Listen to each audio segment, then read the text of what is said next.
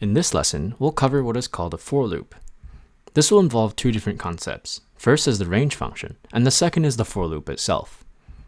Start by navigating to rebel.it/languages/python3. You should then see a page like this one.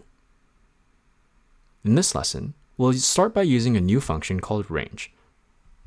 Call range with a number like 10. Go ahead and hit enter. Range returns a special data type. This specific data type is not important. All we need to know is that 1, the returned value is iterable. 2, an iterable is anything that you can iterate over. 3, we can convert any iterable into a list by using the list function. Let's call list on the returned iterable. First, assign the return value to a variable called iterable, and then let's go ahead and call list on that variable.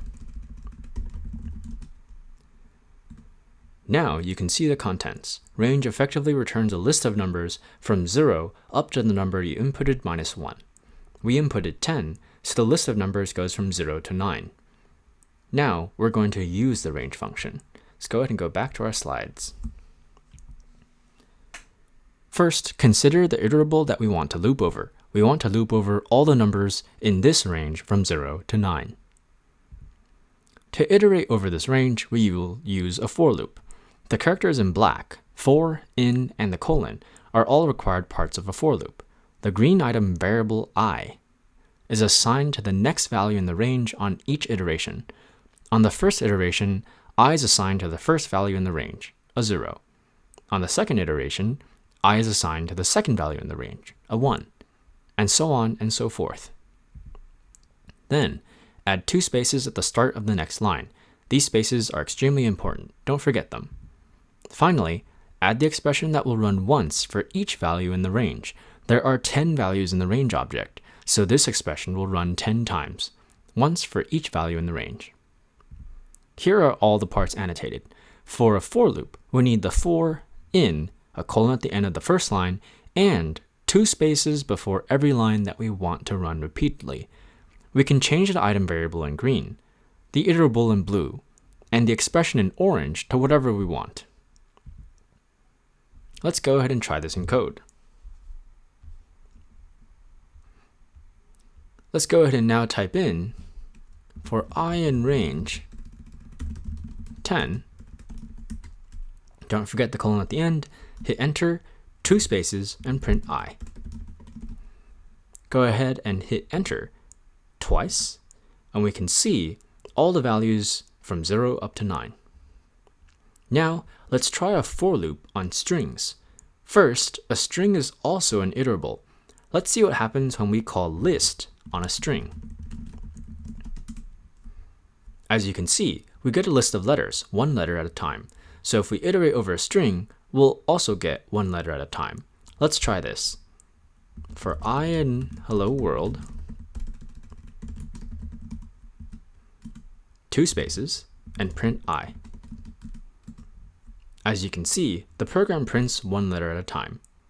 Now, let's build another nifty tool. This time, our tool will check that your password includes a number.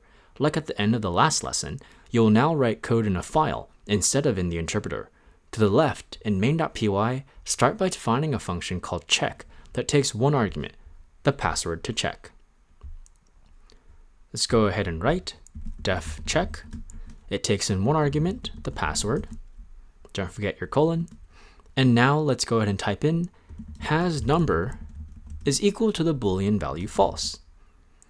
At a high level, we will iterate over each character in the password and check if it's a number. If the character is a number, set this variable to true. Now, let's write your for loop. Go ahead and write for I in password. Iterate over every character in the password. Check if the character is a number by writing an if statement. Go ahead and write if I dot is digit.